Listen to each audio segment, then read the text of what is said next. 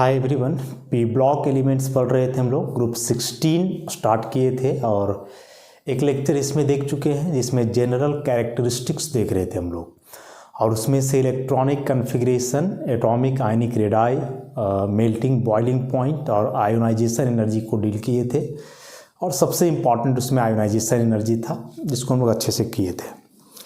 आज इसके बाद के जो कुछ जनरल फीचर्स हैं ग्रुप 16 एलिमेंट्स के, जैसे इलेक्ट्रोनेगेटिविटी की बात करेंगे हम लोग।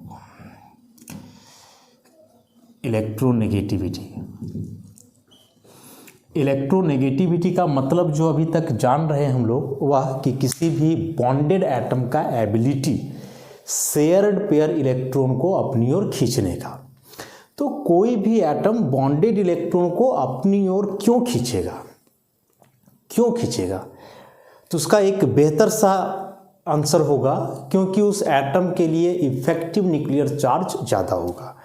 यदि किसी एटम का इफेक्टिव न्यूक्लियर चार्ज अधिक है, इसका मतलब हुआ कि उस एटम का वैलेंस शेल इलेक्ट्रॉन के पास ज़्यादा चार्ज पहुंच रहा है। ऐसे कोई एटम है एक कितना बड़ा, एक और एटम है जो इससे बड़ा है, तो वैलेंस शेल के पास जो न्यूक्लियर चार्ज पहुंचता है उसी को हम लोग इफेक्टिव न्यूक्लियर चार्ज बोलते हैं, जेड इफेक्टिव। यहाँ भी जो चार्ज पहुंचेगा वही कहलाएगा effective nuclear charge, Z effective.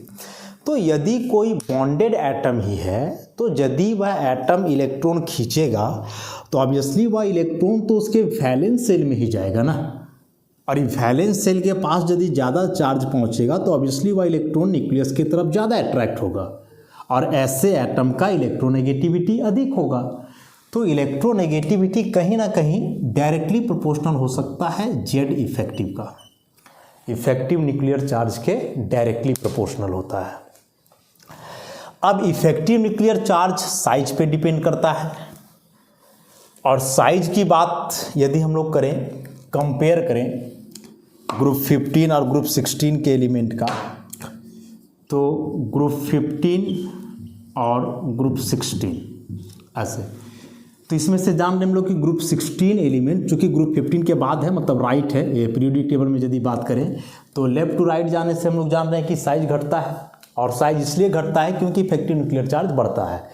तो ग्रुप 16 एलिमेंट्स का इफेक्टिव न्यूक्लियर चार्ज अधिक होगा ग्रुप 15 से, और चूंकि इफेक्टिव न्यूक्लियर चार्ज अधिक है इसलिए इसका इलेक्ट्रोनेगेटिविटी क्या होगा, ज़्यादा होगा। तो group 16 elements have higher value of electronegativity than group 15 elements due to greater effective nuclear charge. जैसे तो कॉरस्पॉन्डिंग एलिमेंट से कि नाइट्रोजन से ज़्यादा होगा ऑक्सीजन का, फास्फोरस से ज़्यादा होगा सल्फर का, ऐसे इस तरह से हम लोग कंपेयर करते हैं। अब उसी में यदि केवल ग्रुप 16 एलिमेंट की बात करोगे, केवल ग्रुप 16 एलिमेंट की, तो एक पर्टिकुलर ग्रुप में टॉप टू बॉटम जाने से हम लोग जानते हैं कि इलेक्ट्रोनेगेटिविटी का वैल्यू क्या होता है, घटता है। तो ऑक्सीजन है, सल्फर है, सेलेनियम है, टेलरियम है और पोलोनियम है। ऑक्सीजन का इलेक्ट्रोनेगेटिविटी बहुत ज़्यादा 3.5, पॉलिंग स्केल पे सारे वैल्यूज हैं। सल्फर का हम लोग जानते हैं 2.44, सेलेनियम का भी इसी के आसपास होता है 2.40 लेकर के चलें, 2.01 और इसका 1.76 ऐसा। तो यह जो इलेक्ट्रोनेगेटिविटी का वैल्यू हुआ ग्रुप 16 एलिमेंट के लिए, तो यह नॉर्मल ही है। जैसे हर ग्रुप में होता है कि डाउन दी ग्रुप जाने से इलेक्ट्रोनेगेटिविटी घटता है। इलेक्ट्रोनेगेटिविटी क्यों घटेगा, ऑब्वियसली साइज बढ़ रहा है, और जब साइज बढ़ेगा तो जो इलेक्ट्रॉन वह अट्रैक्ट करेगा वह इलेक्ट्रॉन न्यूक्लियस की तरफ उतना अट्रैक्शन फील नहीं कर पाएगा, इसलिए वहाँ इलेक्ट्रॉन जाना नहीं चाहेगा, मतलब इलेक्ट्रॉन अट्रैक्टिंग एबिलिटी ऐसे एटम का क्या होगा, कम। तो डाउन द ग्रुप जाने से इलेक्ट्रोनेगेटिविटी घट गया, अलॉन्ग द पीरियड गए तो 15 वाले से ज़्यादा इलेक्ट्रोनेगेटिविटी हुआ किसका, 16 का। तो ऐसे ही आता है एग्जाम में कि आप ग्रुप 16 एलिमेंट के इलेक्ट्रोनेगेटिविटी का वेरिएशन बतलाओ। तो वेरिएशन दो तरीके से बताओगे, एक अलॉन्ग द पीरियड, और जब अलॉन्ग द पीरियड बताओगे तो आपको कंपेयर करना होगा पीछे वाले ग्रुप से, आगे का ग्रुप से कंपेयर नहीं करते जनरली, पीछे वाला ग्रुप से। तो ग्रुप 15 से बताना होगा कि 16 का ज़्यादा है और एक लाइन लिख देना होगा due to greater effective nuclear charge. On moving down the group from oxygen to polonium, the electronegativity decreases due to increase of atomic size. तो इतना बात जो है हम लोग ध्यान में रख सकते हैं। तो यह इलेक्ट्रोनेगेटिविटी की बात करी हमने। अब एक और बेहद इंपॉर्टेंट प्रॉपर्टी है इलेक्ट्रॉन गेन इंथैल्पी, जिसको हम लोग इलेक्ट्रॉन एफिनिटी भी बोलते हैं। इलेक्ट्रॉन गेन इंथैल्पी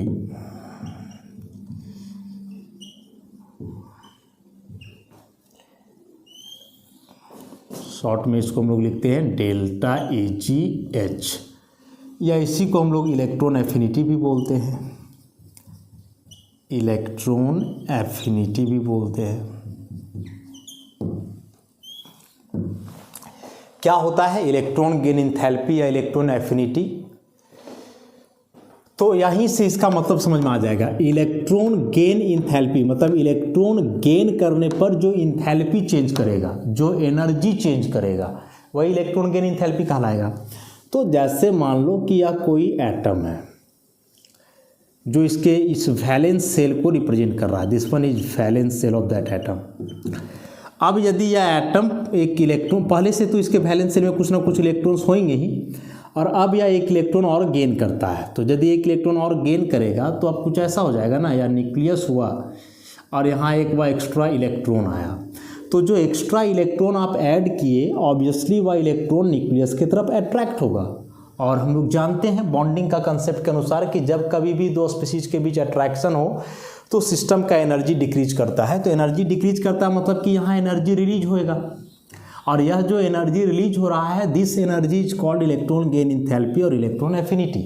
मतलब the amount of energy released when an extra electron is added to the outermost shell of an isolated gaseous atom is called electron gain enthalpy और electron affinity. मतलब electron gain करने के बाद जो enthalpy change किया, तो enthalpy यहाँ हम लोग बोल रहे हैं ना, तो इंथैल्पी चेंज करने का मतलब हुआ कि यहाँ एनर्जी एब्जॉर्ब भी हो सकता है, रिलीज भी हो सकता है। लेकिन यहाँ हम लोग अभी देखेंगे कि एनर्जी रिलीज हो रहा है। क्यों रिलीज हो रहा है इस बात को समझ गए कि जो भी इलेक्ट्रॉन आप वैलेंस सेल में ऐड किए वह इलेक्ट्रॉन न्यूक्लियस की तरफ अट्रैक्ट होएगा, और यदि वह अट्रैक्ट होगा, अट्रैक्शन फील करेगा, तो अट्रैक्शन फील करने से ऑब्वियसली वहाँ एनर्जी क्या होना है, रिलीज होना है। और जब एनर्जी रिलीज होगा तो वही इलेक्ट्रॉन गेन इंथैल्पी कहलाएगा। अब यदि हम लोग बात करें ग्रुप 16 एलिमेंट के इलेक्ट्रॉन गेन इंथैल्पी की, तो फर्स्ट ऑफ ऑल हम लोग कंपेयर करेंगे ग्रुप 15 से। तो ग्रुप 15 एलिमेंट का जनरल इलेक्ट्रॉनिक कॉन्फ़िगरेशन था NS2 NP3। तो टोटल वैलेंस इलेक्ट्रॉन हुए 5। बॉन्डिंग का कंसेप्ट के अनुसार कि 8 हो, मतलब ऑक्टेट हो तो स्टेबल होएगा। तो स्टेबल होने के लिए तो भाई इसको 3 इलेक्ट्रॉन चाहिए, तब जाकर के ये NS2 NP6 मतलब 8 इलेक्ट्रॉन इसका होएगा ऐसा। और इस केस में यहाँ जो ग्रुप 15 का एलिमेंट होगा उस पर 3 माइनस आ जाएगा। लेकिन वही यदि हम लोग बात करें ग्रुप 16 एलिमेंट की, तो इसका हो जाता है NS2 NP4 मतलब टोटल 4 और 2 6 इलेक्ट्रॉन। अब यहाँ से 6 है तो 8 करने के लिए तो इसको मात्र 2 ही चाहिए, तो यह 2 इलेक्ट्रॉन लेगा, और जब 2 इलेक्ट्रॉन लेगा तो हो जाएगा NS2 NP6 6 और 2 8 इलेक्ट्रॉन। मतलब ग्रुप 15 एलिमेंट को ऑक्टेट के लिए 3 चाहिए, ग्रुप 16 एलिमेंट को ऑक्टेट के लिए 2 ही चाहिए। तो किसका इलेक्ट्रॉन गेन करने का टेंडेंसी ज़्यादा होगा? मतलब आप इसको ऐसे समझ सकते हो कि कोई कपड़ा खरीदने गए आप सपोज, और उस कपड़ा का दाम है 1000 ऐसा। अब 2 लोग गए हो, एक के पास है 800, दूसरे के पास है 900। कपड़े का दाम कितना है 1000। लेकिन जो 2 व्यक्ति गए हो दोनों के पास पैसा उससे कम ही है जितना कपड़ा का दाम था। एक के पास 800 है, दूसरे के पास 900 है। तो अभी तो कोई भी नहीं खरीद सकता है, लेकिन खरीदने का टेंडेंसी ज़्यादा किसका होगा, 800 वाला का कि 900 वाला का? ऑब्वियसली 900 वाला का, क्योंकि इसको 1000 तक पहुंचने के लिए कम ही पैसा चाहिए। 100 किसी से भी मांगेगा दे देगा, लेकिन इसको 200 चाहिए, तो किसी को मांगेगा तो दिक्कत है। इसको तो 100 चाहिए, इसको 200 चाहिए, तो इसके पास 1000 हो इसका टेंडेंसी थोड़ा कम है, लेकिन 900 वाला का 1000 हो जाए ये ज़्यादा है।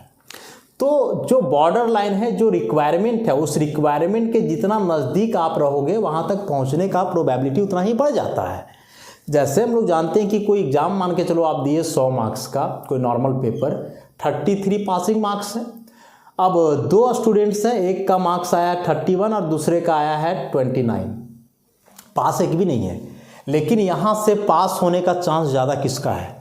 ऑब्वियसली 31 वाला का, क्योंकि इसको 2 ही मार्क्स ग्रेस मिलेगा तो तुरंत 33 पहुँच जाएगा, और इसको 4 मिलेगा तब जाकर के 33 पहुँचेगा।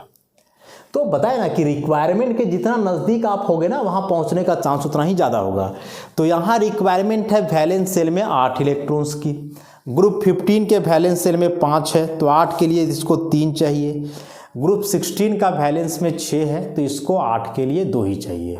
तो ग्रुप 16 एलिमेंट को कम इलेक्ट्रॉन चाहिए, इसका रिक्वायरमेंट जो है मतलब वहाँ तक पहुँचने के लिए कम इलेक्ट्रॉन चाहिए, उसके नज़दीक है, तो यह इलेक्ट्रॉन जल्दी गेन करना चाहेगा। तो उस हिसाब से ग्रुप 16 एलिमेंट का इलेक्ट्रॉन एफिनिटी ज़्यादा होगा ग्रुप 15 से। एक आप ऐसे एक्सप्लेन कर दिए, या इफेक्टिव न्यूक्लियर चार्ज के आधार पर भी एक्सप्लेन कर सकते हो कि ग्रुप 15 यहाँ तो 16 उसके बाद है राइट साइड, और लेफ्ट टू राइट जाने से इफेक्टिव न्यूक्लियर चार्ज बढ़ता है। मतलब ग्रुप 16 एलिमेंट के वैलेंस सेल में जो इलेक्ट्रॉन है, मतलब वैलेंस सेल वहाँ ज़्यादा चार्ज पहुँच रहा है, ग्रुप 15 वाले के पास कम। तो जहाँ ज़्यादा चार्ज पहुँचेगा इलेक्ट्रॉन तो वहीं ऐड होना चाहेगा ना, ऐसा। तो ग्रुप 15 से 16 का ज़्यादा हुआ, 2 तरीके से बताएंगे हम लोग। एक कि ग्रुप 16 एलिमेंट को 2 ही इलेक्ट्रॉन चाहिए ऑक्टेट के लिए, जबकि ग्रुप 15 को चाहिए 3। अब 2 ही इलेक्ट्रॉन चाहिए, इसलिए इसका टेंडेंसी ज़्यादा होगा इलेक्ट्रॉन लेने का, तो इलेक्ट्रॉन एफिनिटी इसका अधिक होगा। और दूसरा ऐसे बताएंगे कि ग्रुप 16 एलिमेंट्स का जो है इफेक्टिव न्यूक्लियर चार्ज अधिक है, और इफेक्टिव न्यूक्लियर चार्ज अधिक होने के चलते जो है उसका क्या होगा, इलेक्ट्रॉन एफिनिटी ज़्यादा होगा।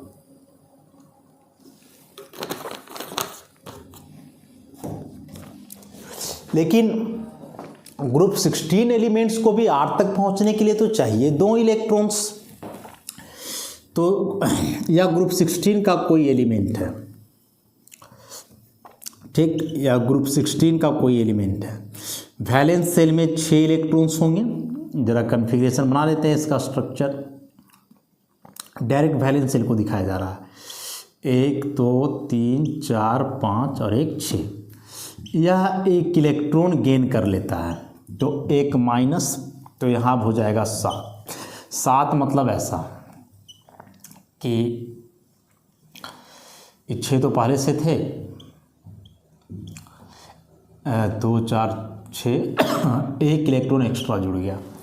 तो जो इलेक्ट्रॉन यहाँ एक्स्ट्रा जुड़ा, बताए कि वह इलेक्ट्रॉन न्यूक्लियस की तरफ अट्रैक्ट होगा, तो इस अट्रैक्शन के चलते सिस्टम का एनर्जी घटेगा, और घटेगा तो एनर्जी रिलीज होएगा, and this energy is called electron gain enthalpy. तो यहाँ एनर्जी रिलीज हो रहा है, इसलिए इस इलेक्ट्रॉन गेन इंथैल्पी का वैल्यू कैसा होगा, नेगेटिव वैल्यू होगा, और इसको हम लोग बोलेंगे इलेक्ट्रॉन गेन इंथैल्पी 1। मतलब 1 इलेक्ट्रॉन ऐड किया, तब चूंकि टारगेट है 8 का, अभी 7 ही पहुंचा है, तो 1 इलेक्ट्रॉन ही और ना गेन करना चाहेगा, तो 1 इलेक्ट्रॉन और गेन कर लिया, तो अब आ जाएगा E पर 2 माइनस।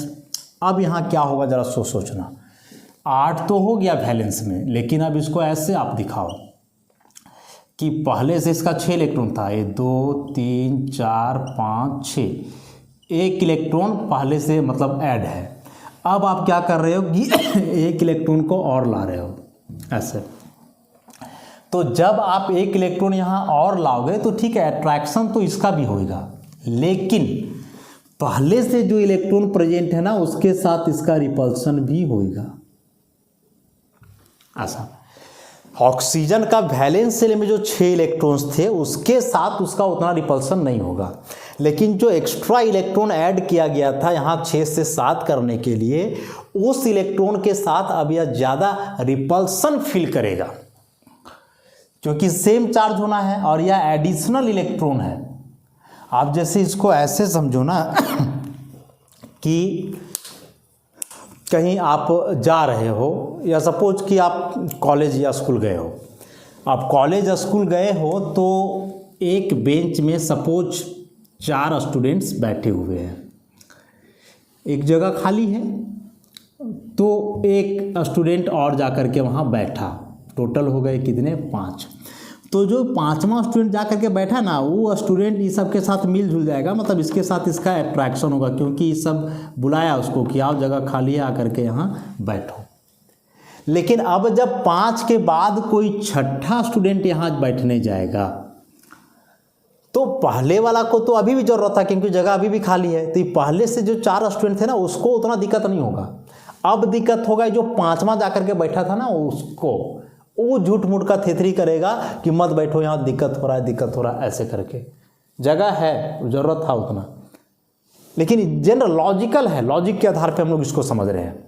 तो वैसे ही यहाँ है कि जब शुरू में एक इलेक्ट्रॉन ऐड हुआ तो वह इलेक्ट्रॉन केवल अट्रैक्शन फील किया, लेकिन अब जब इलेक्ट्रॉन आप ऐड करोगे तो वह इलेक्ट्रॉन दोनों चीज होगा, न्यूक्लियस के तरफ अट्रैक्शन फील करेगा और सेम इलेक्ट्रॉन से रिपल्सन फील करेगा। लेकिन यहाँ यह रिपल्सन ज़्यादा हो जाता है, अट्रैक्शन कम हो जाता है। और जब रिपल्सन ज़्यादा होगा तो सिस्टम का एनर्जी क्या होगा, बढ़ेगा। और जब एनर्जी बढ़ेगा तो एनर्जी इंक्रीज किया मतलब पॉजिटिव वैल्यू होगा। तो अब जो यहाँ इलेक्ट्रॉन गेन इंथैल्पी होगा उसका वैल्यू नेगेटिव नहीं बल्कि पॉजिटिव। तो जो सेकेंड इलेक्ट्रॉन गेन इंथैल्पी हुआ डेल्टा EgH2, इसका पॉजिटिव वैल्यू हो जाएगा, और जो H1 था इसका नेगेटिव वैल्यू हो जाएगा। नेगेटिव वैल्यू मतलब यहाँ एनर्जी रिलीज होगा, पॉजिटिव वैल्यू कहने का मतलब यहाँ एनर्जी लगेगा, एनर्जी बढ़ेगा, इंक्रीज करेगा। यहाँ एनर्जी घट रहा है, यहाँ एनर्जी बढ़ रहा है। बढ़ेगा क्यों? इस रिपल्सन के चलते। ऐसा या लोग इसको ऐसे भी डिफाइन करता है कि चूंकि अब जो 8वां इलेक्ट्रॉन ऐड किए हैं वह इलेक्ट्रॉन पहले वाले इलेक्ट्रॉन से रिपल्सन फील करेगा तो होल्ड नहीं रह पाएगा इधर, तो हम लोग को एक्स्ट्रा एनर्जी देना पड़ेगा ताकि वह उस एनर्जी से न्यूक्लियस की तरफ जुड़ा रहे। तो वैसे एक्सप्लेन करने से बेहतर आप इसको ऐसे बोलो ना कि यहाँ रिपल्सन से सिस्टम का एनर्जी बढ़ रहा है। अब सिस्टम का एनर्जी पहले से बढ़ रहा है, आप और एनर्जी दोगे तो उससे वह स्टेबल थोड़े ना होगा, उससे उसका स्टेबिलिटी अचीव नहीं होगा। तो ग्रुप 16 एलिमेंट्स को चूंकि 2 इलेक्ट्रॉन चाहिए ऑक्टेट के लिए, तो पहला इलेक्ट्रॉन जब वह गेन करेगा तो उसका इलेक्ट्रॉन गेन इंथैल्पी होगा नेगेटिव, लेकिन जब वह दूसरा इलेक्ट्रॉन गेन करेगा तो उस केस में इलेक्ट्रॉन गेन इंथैल्पी का वैल्यू क्या आ जाएगा, पॉजिटिव आ जाएगा। और इलेक्ट्रॉन गेन इंथैल्पी पॉजिटिव क्यों आएगा? क्योंकि वहाँ अब इंटर इलेक्ट्रॉनिक रिपल्सन होगा। तो इस बात को आप अच्छे से याद रखोगे कि second electron gain enthalpy of group 16 elements as positive, किसी का भी ग्रुप 16 का ही नहीं, कोई भी एलिमेंट की आप बात करोगे ना तो सेकेंड माने फर्स्ट इलेक्ट्रॉन गेन इंथैल्पी के बाद सेकेंड थर्ड जो भी जाओगे सब पॉजिटिव ही होना है। एक नोबल गैस है या फिर वैसे एलिमेंट जिनका स्टेबल इलेक्ट्रॉनिक कन्फिग्रेशन है तो उनका फर्स्ट इलेक्ट्रॉन गेन इंथैल्पी ही पॉजिटिव होने लगता है। जैसे नोबल गैस का सबका फुलफिल्ड है तो इलेक्ट्रॉन एकदम ही नहीं लेना चाहेगा, तो ज़बरदस्ती इलेक्ट्रॉन ऐड करोगे, रिपल्सन होगा, सिस्टम का एनर्जी बढ़ेगा तो पॉजिटिव वैल्यू आएगा। तो वैसे एलिमेंट्स जिनका स्टेबल इलेक्ट्रॉनिक कन्फिग्रेशन है आइदर फुलफिल्ड और हाफ फिल्ड, उनका फर्स्ट इलेक्ट्रॉन गेन इंथैल्पी ही पॉजिटिव होता है, आगे वाला तो होएगा ही। और बाकी के जो एलिमेंट्स हैं जिनका स्टेबल इलेक्ट्रॉनिक कन्फिग्रेशन नहीं है, हाफ फिल फुल फिल नहीं है, उनका first electron gain enthalpy negative होगा और उसके बाद के पॉजिटिव होंगे। क्यों? तो इसी को एक्सप्लेन किया गया है यहाँ ऐसा। तो 2 फैक्ट हम लोग देख लिए, ग्रुप 15 के तुलना में 16 का इलेक्ट्रॉन गेन इंथैल्पी ज़्यादा हुआ, ग्रुप 16 में ही सेकेंड इलेक्ट्रॉन गेन इंथैल्पी का पॉजिटिव वैल्यू और फर्स्ट इलेक्ट्रॉन गेन इंथैल्पी का नेगेटिव वैल्यू हुआ। उसके बाद अब हम लोग वेरिएशन की बात करें कि इसी ग्रुप में डाउन जाने से, ग्रुप 16 में ही डाउन द ग्रुप जाने से इलेक्ट्रॉन गेन इंथैल्पी का क्या वेरिएशन होगा। तो डाउन द ग्रुप जाने से मतलब oxygen, sulphur, selenium, tellurium, polonium हैं तो सभी के वैलेंस शेल में 6 ही इलेक्ट्रॉन, सबके वैलेंस शेल में 6 है तो सब 2 लेना चाहेगा, सब 2 इलेक्ट्रॉन गेन करना चाहेगा। तो हम लोग ऐसे बोलते हैं कि चूंकि ऊपर वाला एलिमेंट है तो इसका इफेक्टिव न्यूक्लियर चार्ज ज़्यादा है तो यह इलेक्ट्रॉन सबसे जल्दी गेन करेगा तो अधिक होगा। लेकिन हम लोग जानते हैं कि एक पर्टिकुलर ग्रुप में डाउन आने से जो इफेक्टिव न्यूक्लियर चार्ज है वो लगभग कांस्टेंट रहता है, घटता भी है तो उतना नहीं, ऑलमोस्ट कांस्टेंट रहता है, उसको बोलो क्या वैरी करता ही नहीं है। तो इफेक्टिव न्यूक्लियर चार्ज एक प्रकार से सबका लगभग क्या हो गया, एक जैसा हो गया। उसमें बहुत ज़्यादा वेरिएशन नहीं हुआ। तो अब हम लोग को देखना ये है कि अब जो या 2 इलेक्ट्रॉन हम लोग ऐड करने वाले हैं, या 2 इलेक्ट्रॉन किसमें ज़्यादा रिलीफ, किसमें ज़्यादा आसानी से रह पाएगा। तो साइज की बात हम लोग जानते हैं कि ऑक्सीजन का साइज सबसे छोटा है, सल्फर का साइज उससे बड़ा है, उसके आगे जाओगे तो और बड़ा हो जाएगा। ऐसे करके इसको ऑक्सीजन मान लो, इस सल्फर मान लो, इस सेलेनियम मान लो। तो 2 इलेक्ट्रॉन इस ऑक्सीजन में भी जाके जुड़ना है, 2 इलेक्ट्रॉन सल्फर में भी जुड़ना है, और या 2 इलेक्ट्रॉन सेलेनियम में भी जुड़ना है। तो यहाँ यदि इलेक्ट्रॉन इसमें जाके जुड़ता है तो न्यूक्लियस के सबसे नज़दीक तो रहेगा, लेकिन साइज इसका सबसे छोटा है तो उस कारण से रिपल्सन भी बहुत ज़्यादा होएगा। यहाँ 2 इलेक्ट्रॉन रहता है तो न्यूक्लियस से थोड़ा दूर होगा इसके तुलना में, लेकिन हाँ साइज बड़ा है तो आराम से रहेगा। और यहाँ तो साइज बहुत बड़ा है तो बहुत आराम से तो रहेगा, लेकिन न्यूक्लियस से बहुत ज़्यादा दूर हो गया, न्यूक्लियस से बहुत ज़्यादा दूर हो गया। तो यहाँ न्यूक्लियस से बहुत नज़दीक था, साइज छोटा था तो रिपल्सन ज़्यादा हुआ। यहाँ न्यूक्लियस से बहुत दूर था तो रिपल्सन तो नहीं हुआ, लेकिन हाँ उतना अट्रैक्शन भी नहीं हुआ। यहाँ था कि ज़्यादा अट्रैक्शन तो ज़्यादा रिपल्सन भी, और यहाँ हुआ कि कम अट्रैक्शन तो कम रिपल्सन। तो बचा ई वाला, यहाँ ना तो ज़्यादा रिपल्सन होगा ना तो ज़्यादा अट्रैक्शन होगा। तो सबसे सूटेबल और सबसे कंफर्टेबल फील करेगा इलेक्ट्रॉन सल्फर में, क्योंकि चाहिए सबको 2-2 ही इलेक्ट्रॉन। तो इलेक्ट्रॉन ऐड होने के बाद जहाँ ज़्यादा कंफर्ट होगा, कंफर्ट ज़्यादा होने का मतलब कि जहाँ उसका अट्रैक्शन रिपल्सन ऑलमोस्ट बैलेंस्ड होगा, उस जगह पे जो है वह रहना चाहेगा। तो यहाँ तो रिपल्सन ही ज़्यादा होगा, यहाँ अट्रैक्शन कम होगा, यहाँ दोनों अप्रिसिएबल होगा। क्योंकि यहाँ जब इलेक्ट्रॉन ऐड करेंगे तो एक तो बड़ा सेल में भी रहेगा, जगह ज़्यादा मिलेगा, तो इंटर इलेक्ट्रॉनिक रिपल्सन कम, और न्यूक्लियस से बहुत नज़दीक नहीं है तो अट्रैक्शन भी उतना कुछ खास नहीं होने वाला है इसमें। ऐसा तो डाउन दी ग्रुप जाने से रेगुलर वेरिएशन के अनुसार इलेक्ट्रॉन एफिनिटी घटना चाहिए, लेकिन ऑक्सीजन से ज़्यादा इलेक्ट्रॉन एफिनिटी होगा सल्फर का। और सल्फर का इलेक्ट्रॉन एफिनिटी अधिक क्यों होगा? क्योंकि सल्फर का साइज इससे थोड़ा बड़ा है। इफेक्टिव न्यूक्लियर चार्ज तो ऑलमोस्ट कांस्टेंट है, लेकिन साइज थोड़ा बड़ा है तो इलेक्ट्रॉनिक रिपल्सन यहाँ कम होएगा, यहाँ ज़्यादा। तो फिर बोलोगे सर कि सल्फर से बड़ा सेलेनियम है, तो वही तो बताए कि बहुत बड़ा हो गया, तो यहाँ जो इलेक्ट्रॉन ऐड होगा ना वह न्यूक्लियस से काफ़ी दूर रहेगा, तो उतना अट्रैक्ट ही नहीं होगा उधर। ऐसा तो ऐसे हम लोग इसको बोलेंगे कि exceptionally sulphur has greater electron affinity than oxygen due to its larger size in which less inter electronic repulsion occurs, इसलिए यहाँ ज़्यादा होगा। तो यह इलेक्ट्रॉन एफिनिटी को जो है हम लोग डील किए। हर ग्रुप में यही बात है कि सेकेंड पीरियड के एलिमेंट से थर्ड पीरियड एलिमेंट का जो इलेक्ट्रॉन एफिनिटी है वह क्या है? अधिक है, ज़्यादा है। चाहे बात करोगे आप इसके पहले नाइट्रोजन फास्फोरस, ऑक्सीजन सल्फर, आगे जाओगे फ्लोरीन क्लोरीन, तो फ्लोरीन से ज़्यादा वहाँ क्लोरीन का होगा, यहाँ ऑक्सीजन से ज़्यादा सल्फर का हुआ। और एक्सप्लेनेशन सेम है कि सेकेंड पीरियड एलिमेंट का साइज काफ़ी छोटा होता है तो वहाँ रिपल्सन जो है थोड़ा अधिक होने लगता है।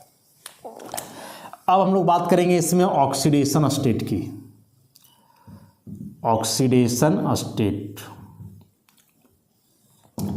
तो नॉर्मली यदि आप देखोगे तो एक जो मोस्ट कॉमन ऑक्सीडेशन स्टेट हुआ ग्रुप 16 एलिमेंट का, कि ग्रुप 16 एलिमेंट है कोई ई, तो वैलेंस शेल में 6 है, तो उस हिसाब से ऑक्टेट करने के लिए 2 इलेक्ट्रॉन लेगा तो 2 माइनस आ जाएगा, तो इसका ऑक्सीडेशन नंबर -2। यह नॉर्मल ऑक्सीडेशन स्टेट है -2।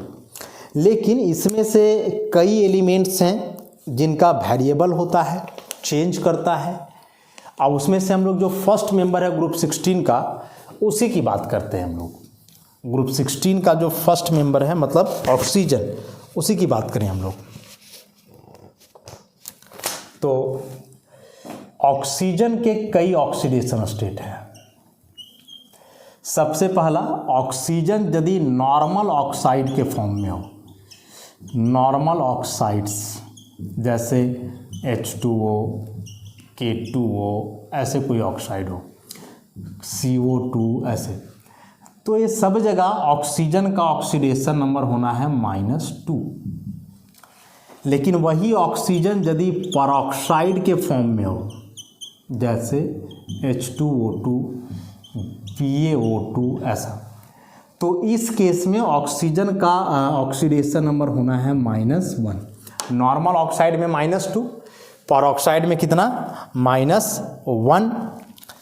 फिर सुपर ऑक्साइड की बात करें हम लोग, जैसे potassium super oxide, caesium super oxide, rubidium super oxide, तो इस केस में ऑक्सीजन का ऑक्सीडेशन नंबर होना है -1/2। तो चेंज किया, नॉर्मल ऑक्साइड में -2, पर ऑक्साइड में -1, सुपर ऑक्साइड में -1/2। एक बात कॉमन हुआ सब में, और एक बात कॉमन क्या हुआ कि सब में ऑक्सीजन का ऑक्सीडेशन नंबर नेगेटिव है। लेकिन यही ऑक्सीजन यदि फ्लोराइड्स के साथ हो, यही ऑक्सीजन यदि फ्लोराइड्स के साथ हो, जैसे OF2, तो हम लोग जानते हैं कि चूंकि fluorine is more electronegative than oxygen, और जब दो अलग अलग इलेक्ट्रोनेगेटिविटी वाले एलिमेंट आपस में जुड़ते हैं तो उस केस में जो हाइयर इलेक्ट्रोनेगेटिविटी का एलिमेंट है उसका ऑक्सीडेशन नंबर नेगेटिव होगा, और जो लेस इलेक्ट्रोनेगेटिव पॉजिटिव। तो इस सब में जो देखोगे ना, तो ऑक्सीजन बगल वाले से ज़्यादा ही इलेक्ट्रोनेगेटिव है, इसलिए सब में ऑक्सीजन का माइनस है। लेकिन यहाँ ऑक्सीजन और फ्लोरीन में, अब फ्लोरीन ज़्यादा इलेक्ट्रोनेगेटिव है, और फ्लोरीन का एक सिंगल ऑक्सीडेशन स्टेट फिक्स है -1। तो फ्लोरीन का जब यहाँ -1 आ जाएगा तो दो फ्लोरीन का -2, तो ऑक्सीजन का +2। तो ऑक्सीजन का ऑक्सीडेशन नंबर पॉजिटिव होगा कब, जब यह प्रेजेंट हो अपने से अधिक इलेक्ट्रोनेगेटिव एलिमेंट, और ऑक्सीजन से ज़्यादा इलेक्ट्रोनेगेटिव तो एक ही एलिमेंट है, और वह एलिमेंट कौन सा है, फ्लोरीन। तो when oxygen is with fluorine it exhibits positive oxidation state. अब इसमें से सल्फर की बात करें हम लोग, तो सल्फर का वेरिएबल ऑक्सीडेशन स्टेट होता है -2 से +6 तक, -2 से +6 तक। कई कंपाउंड्स हैं इसके, जैसे H2S, S8, SF2, SF4 और SF6, ये सभी सल्फर के कंपाउंड्स हैं। अब इसमें से यदि आप देखोगे तो H2S में हाइड्रोजन के साथ है, हाइड्रोजन कम इलेक्ट्रोनेगेटिव है तो +1, तो सल्फर का -2।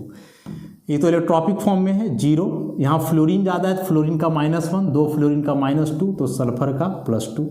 यहाँ सल्फर का +4, यहाँ सल्फर का +6। तो ऐसे 2 के रेंज में वैरी करता है, -2 से शुरू होगा, फिर 0, +2, +4, +6 ऐसे। बाकी के नीचे वाले एलिमेंट्स तो उतना ज़्यादा बॉन्ड बनाते नहीं, और फिर आप डाउन दी ग्रुप और जाओगे तो इनर्ट पेयर इफेक्ट ऑपरेट होगा, तो उतना ज़्यादा नहीं। तो मेन ऑक्सीजन और सल्फर के ऑक्सीडेशन नंबर को हम लोग समझते हैं।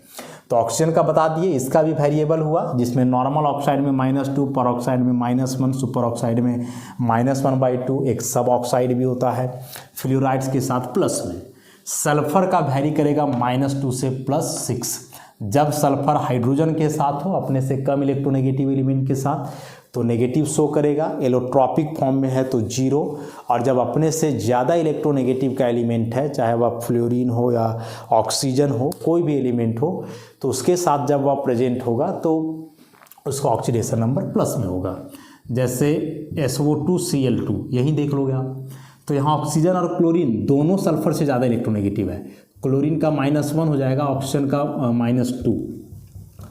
-2, तो दो क्लोरीन का -2, दो ऑक्सीजन का -4, तो -4 और -2 -6, तो सल्फर का आ जाएगा +6 ऐसे। तो ये थे ऑक्सीडेशन स्टेट ग्रुप 16 एलिमेंट्स के, बहुत इंपॉर्टेंट है, खास करके ऑक्सीजन वाला अच्छे से आप याद रखोगे। ऑक्सीजन का ऑक्सीडेशन नंबर कैसे वैरी करता है, कौन से ऑक्साइड में इसका ऑक्सीडेशन नंबर क्या होता है, ऐसे। तो इस तरह से ग्रुप 16 एलिमेंट के जो जनरल कैरेक्टरिस्टिक्स थे, सारे कैरेक्टरिस्टिक्स को हमने देखा। उसमें से मोस्ट इम्पॉर्टेंट हुआ आयोनाइजेशन एनर्जी, इलेक्ट्रॉन एफिनिटी, और इलेक्ट्रॉन एफिनिटी में भी बताया फर्स्ट सेकेंड कैसे वैरी करता है, और फिर लास्ट में यह ऑक्सीडेशन स्टेट। ये सभी इंपॉर्टेंट हुए इसके लिए। इलेक्ट्रॉनिक कन्फिग्रेशन तो जनरल सा बात है, एग्जाम में पूछते ही रहता है। तो फिर आगे का लेक्चर में जो है हम लोग अब रिएक्टिविटी देखेंगे ग्रुप 16 एलिमेंट का, कैसे अलग अलग एलिमेंट के साथ यह कंबाइन करता है।